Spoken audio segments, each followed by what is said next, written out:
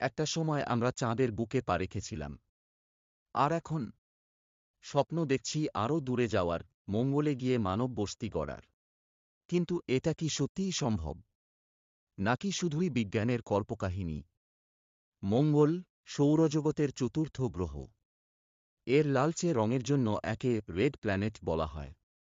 প্রায় 4-5 বিলিয়ন বছর আগে মঙ্গল গ্রহেও ছিল ঘন বায়ুমণ্ডল, জলপ্রবাহ, এমনকি হয়তো প্রাণের অস্তিত্ব।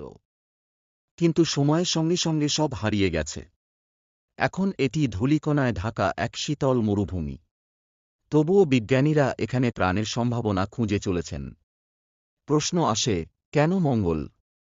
পৃথিবীর আবহাওয়া পরিবর্তন, জনসংখ্যা বৃদ্ধি আর প্রাকৃতিক সম্পদের ঘাটতি আমাদের বিকল্প আবাস খুঁজতে বাধ্য করছে। আর সৌরজগতের মধ্যে একমাত্র মঙ্গলেই রয়েছে সেই সম্ভাবনা। মঙ্গলের আবহাওয়া, ভূতত্ত্ব আর পানির সন্ধান সবকিছুই ইঙ্গিত দিচ্ছে সেখানে একদিন মানব বসতি গড়া সম্ভব হতে পারে। কিন্তু মঙ্গলে বসতি গড়া মোটেই সহজ কাজ নয়। প্রথমত, মঙ্গলের বায়ুমণ্ডলে ৯৫% কার্বন ডাই অক্সাইড, যা মানুষের জন্য প্রাণঘাতী। দ্বিতীয়ত, তাপমাত্রা কখনো -63 থেকে নেমে যায় -125 পর্যন্ত। তৃতীয়ত, মঙ্গলের ধূলিঝড় পৃথিবীর চেয়ে অনেক বেশি সময় ধরে চলে। তবে বিজ্ঞানীরা বসে নেই। নেসা, স্পেসএক্স আর অন্যান্য সংস্থা মঙ্গলে বসতি স্থাপনের জন্য ইতিমধ্যেই কাজ শুরু করে দিয়েছে। ২০২১ সালে পারসেভারেন্স রোভার মঙ্গলে অবতরণ করে অক্সিজেন তৈরি করা সফল পরীক্ষা চালায়। ইলন মাস্কের স্পেসএক্স স্বপ্ন দেখছে ২০৫০ সালের মধ্যে ১ মিলিয়ন মানুষকে মঙ্গলে পাঠানোর। তার মতে, স্টারশিপের মাধ্যমে প্রতি বছর কয়েক হাজার মানুষকে মঙ্গলে পাঠানো সম্ভব। মাস্কের এই ভিশন যদি বাস্তবায়িত হয়, তাহলে মঙ্গল গ্রহে মানব বসতি আর শুধু স্বপ্ন থাকবে না। তবে শুধু বসতি গড়লেই হবে না, মঙ্গলে টিকে থাকতে হলে দরকার টারাফর্মিং, অর্থাৎ মঙ্গলের পরিবেশকে বসবাসযোগ্য করে তোলা।